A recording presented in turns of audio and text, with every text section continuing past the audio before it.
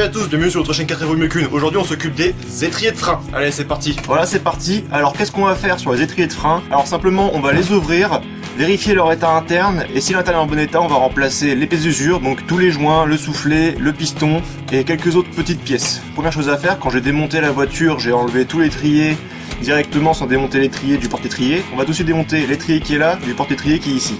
Donc là c'est une vis de chaque côté, une là. Avec une clé de 17, faut pas oublier de bloquer la rotation de la tige ici, du colisseau. Et c'est qui sert ça comme des bourrins?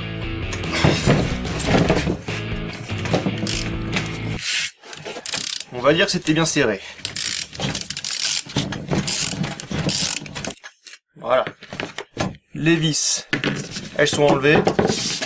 Donc maintenant, on peut désolidariser ces deux pièces. Donc voici l'étrier de frein à proprement parler. Et voici les supports d'étrier sur lesquels il y a encore les plaquettes. D'ailleurs les plaquettes, on va les enlever parce qu'en plus, bon, on va dire qu'elles commencent à être usées. Donc, oh, puis en plus c'est coincé dedans. Ça c'est très mauvais ça. Oh, on va pas m'embêter. Voilà. Donc on va commencer par s'occuper de cet étrier de frein. Donc l'étrier de frein, ce qu'on va faire dans un premier temps, on va sortir le piston. Donc pour sortir le piston, il faut simplement le chasser complètement vers l'extérieur. Donc ça se fait à l'air comprimé.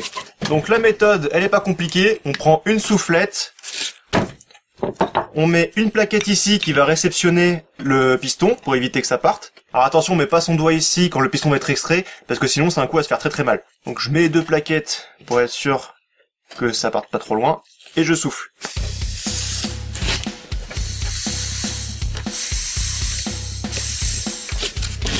Alors le souci c'est que j'arrive pas à le sortir correctement parce que il y a trop d'air qui fuit par la soufflette. Donc ici vous voyez que j'ai un peu de chatterton autour, je vais en rajouter. Voilà, j'en ai rajouté, on va voir si c'est mieux. Ah c'est beaucoup mieux. Par contre directement on est contre les plaquettes. Donc j'en enlève au moins une. Et je continue. Ah bah voilà. Je crois que c'est bon, le piston est sorti. Ah, peut-être pas tout à fait. Bon, un tout petit coup comme ça. Voilà. On extrait le piston. Donc la jupe anti-poussière, elle est restée sur place, mais c'est pas grave. Alors sur son modèle d'étrier, il y a un petit circlip ici qui tient le soufflet du piston. Donc avec un petit tournevis, je vais essayer de le chasser. Alors déjà, ça bouge. Voilà. Voilà. Et on a accès à l'intérieur du piston ici. Il reste plein de liquide de frein et d'impuretés. Donc je vais commencer par nettoyer tout ça. Donc dans un premier temps, je vais éponger directement. Et en un second temps, l'idéal, c'est de nettoyer en frein.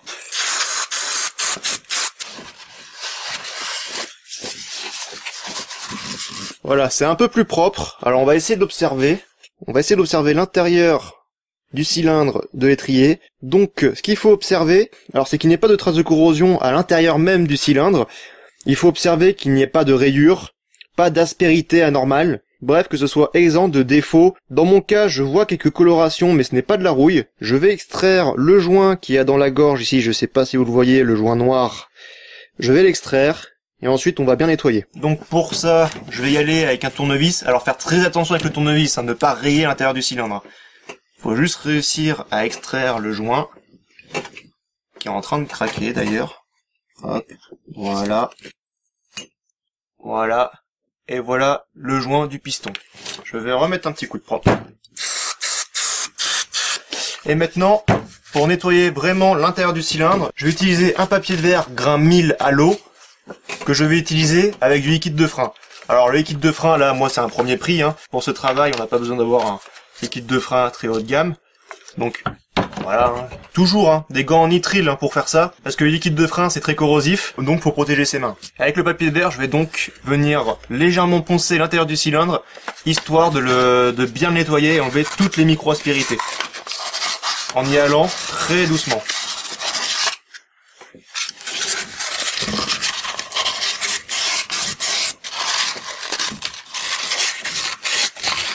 Voilà, j'ai passé un petit coup, donc on refait un nettoyage à l'intérieur. Voilà, on sort quelques saloperies, hein. Et on observe ensuite de nouveau l'intérieur du cylindre. Dans mon cas, c'est presque bon. Je vais essayer d'enlever la petite coloration qui est ici. Alors au doigt, c'est absolument tout lisse. Mais je vais essayer d'enlever la petite coloration. Si ça part pas, bah ça fonctionnera comme ça. Ah bah c'est parti. La petite tache qui avait à l'intérieur du cylindre est partie. Donc c'est parfait.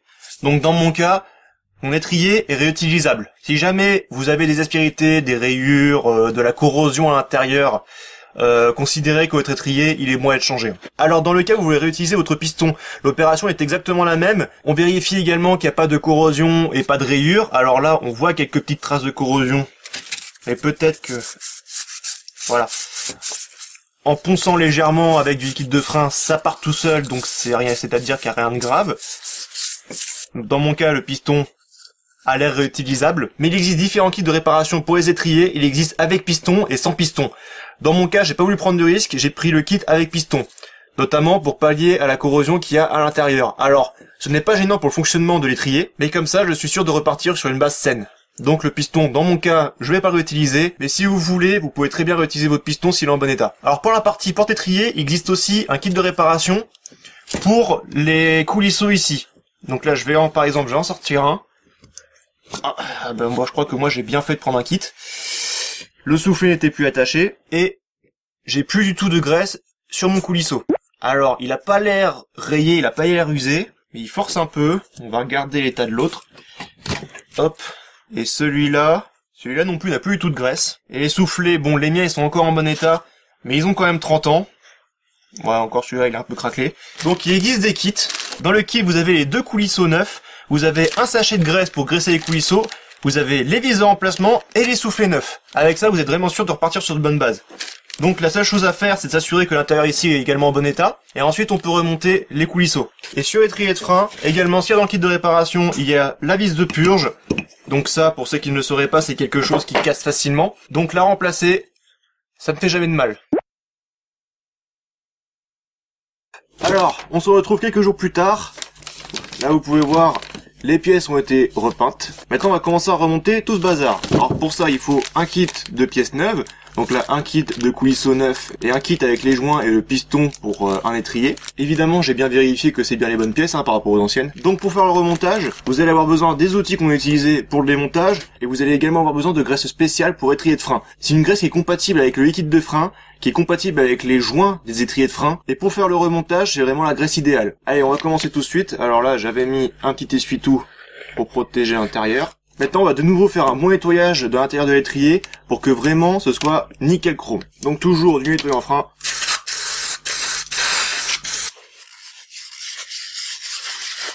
On absorbe bien tout le nettoyant frein qu'il y a dans l'étrier. On s'assure que c'est bien sec. Et tout de suite, on va mettre une fine couche de graisse dans l'étrier. Alors, ça se présente sous cette forme-là. Donc on va en mettre à l'intérieur de l'étrier pour protéger d'une éventuelle corrosion. Et ça servira surtout au remontage des pièces. Et maintenant, on va regarder de quoi est composé le kit de remontage.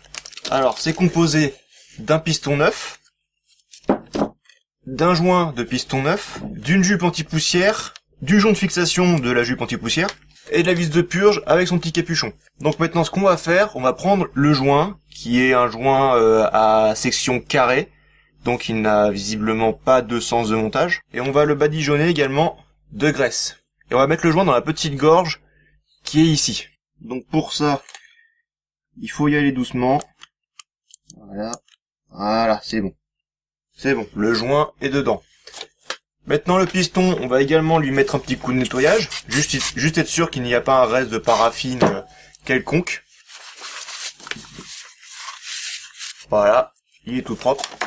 Et évidemment, on va le graisser également.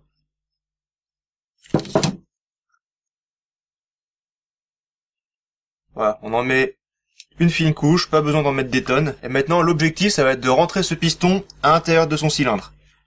Donc pour ça, je vais essayer de le mettre à la main.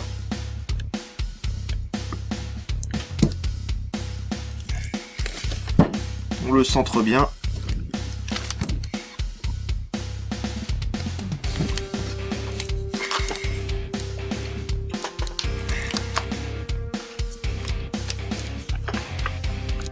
Ah. Et il rentre doucement, juste à la main, en poussant doucement, ça rentre. Voilà. Et avant de le remettre à fond, on va lui mettre sa petite jupe anti-poussière. Donc pour ça, ici, il y a une gorge aussi dans le cylindre. À l'intérieur de la jupe, il y a une petite lèvre qui va venir se loger dans cette petite gorge. Voilà, il est rentré facilement. Et maintenant, il va falloir réussir à l'accrocher sur une autre petite gorge, ici à la base de l'étrier. Pour ça, je vais repousser le piston à fond. Voilà, je le pousse dans la petite gorge pour qu'il puisse rentrer. Voilà. Et maintenant, il faut mettre le jonc. Donc le jonc, c'est un anneau qui peut s'écarter comme ça. Donc à livraison, il est livré comme ça, il se chevauche. Moi, je vais le mettre comme ça pour que les deux bouts se touchent. Comme ça, j'ai pas besoin de forcer pour le garder écarté. Voilà, j'essaye de le mettre à sa place. Non, c'est pas mis à sa place. Non, ça s'est pas glissé là où il faut.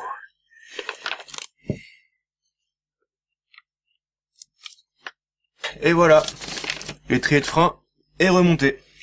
Enfin, non, pas tout à fait. Il manque encore la vis de purge. La vis de purge neuve. Hop, on vient la serrer là, et on vient lui mettre son petit capuchon anti-poussière. Et voilà. Et cet étrier de frein là est fini. Maintenant on va s'occuper du support d'étrier. Pour rappel, cette pièce là, il vient se monter comme ça sur l'étrier de frein. Sur cette pièce là, on va changer les coulisseaux, qui sont pas usés, mais qui sont tout secs. Et surtout les caoutchoucs sont usés, etc. Donc je vais remplacer tout ça pour du neuf. Comme à chaque fois, on va faire du nettoyage. Donc là, il faut nettoyer les guides des coulisseaux qui sont là. Donc, et on va essayer avec un essuie-tout de nettoyer l'intérieur. Et une fois que c'est bien propre, un dernier petit coup de soufflette pour chasser le reste de nettoyant frein et de saleté. Maintenant, on va observer l'intérieur de ce kit-là. Donc, alors, on a un sachet de graisse, déjà. On a 2 coulisseaux neufs, 2 soufflets neufs, 2 vis neuves, et un petit manchon en caoutchouc. Alors, les 2 coulisseaux ne sont pas identiques. Il y en a un, vous voyez, il a des méplats, et un autre qui a été usiné ici pour être plus fin. Ce coulisseau-là reçoit la petite bague en caoutchouc qui est là. Donc ces 2 coulisseaux ne vont pas au même endroit, et il faut qu'ils aillent à un endroit très précis. Le coulisseau avec le manchon en caoutchouc va venir sur la partie supérieure du support étrier, et le coulisseau avec les méplats vient sur la partie inférieure. Pour se repérer, on va reprendre notre étrier de frein. Vers vous, c'est vers le haut de l'étrier, parce qu'ici il y a la vis de purge. Le support étrier vient se monter comme ceci. Donc, vu que la vis de purge est toujours en haut, et que le coulisseau avec la bague en caoutchouc doit venir en haut, ce coulisseau-là va venir dans ce trou-là. Et donc, celui avec les méplats va venir ici. Donc, on va prendre notre sachet de graisse, qu'on va essayer d'ouvrir, s'il est possible de l'ouvrir. On va prendre la graisse qu'il y a dedans, voilà. On va prendre le coulisseau qui reçoit la bague. On va commencer par mettre un peu de graisse. On va mettre la bague en caoutchouc.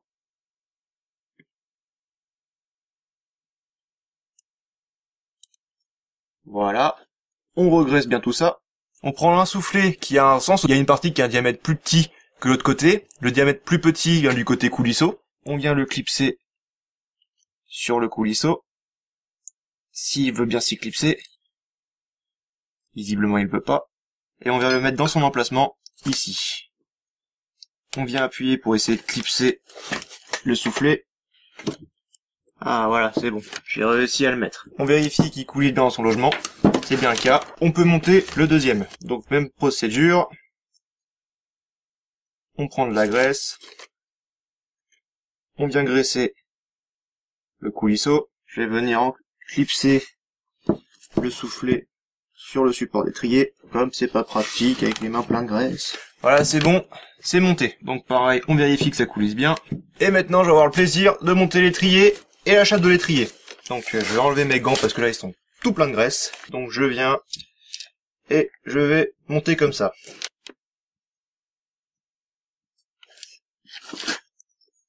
Par contre, je vais en serrer qu'une des deux. Je vais serrer que la vis du haut parce que là, je mets pas les plaquettes. Donc quand je vais mettre les plaquettes de frein, je vais simplement ouvrir l'étrier pour pouvoir les glisser. Et cette vis, faut qu'elle soit serrée au couple. Elle doit être serrée entre 35 et 40 Nm.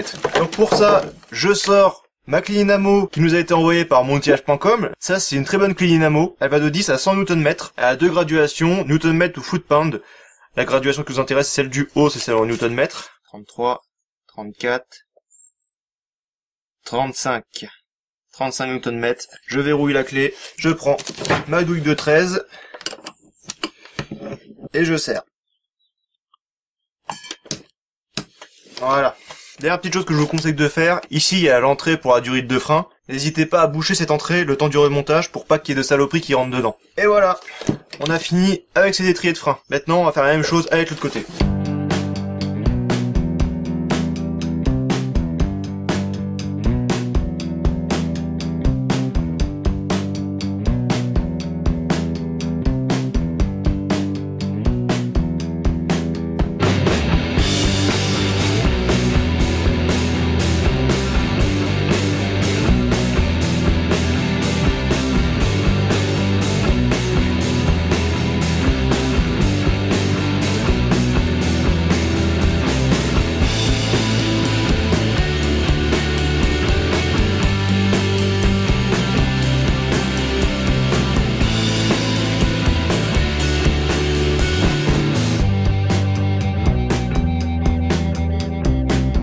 Et voilà, les étriers de frein sont refaits, ils sont prêts à reprendre du service. Alors attention, si vous voulez faire la même opération, là on touche vraiment au cœur des freins. Donc si jamais vous doutez sur vos capacités à réaliser cette opération correctement, surtout ne le faites pas. Donc si jamais vous avez un doute sur vos étriers de frein et que vous vous sentez pas en capacité de le faire, soit faites refaire vos étriers par un professionnel, soit achetez directement des étriers neufs. Pour tous ceux qui se lancent dans l'opération, j'espère que j'ai pu vous aider. Donc ces étriers de frein vont être montés très prochainement sur le train avant de la 4L. Donc surtout pour pas rater ce moment, n'oubliez pas de vous abonner et de mettre la petite cloche. Donc je vous donne rendez-vous au prochain épisode et à la prochaine.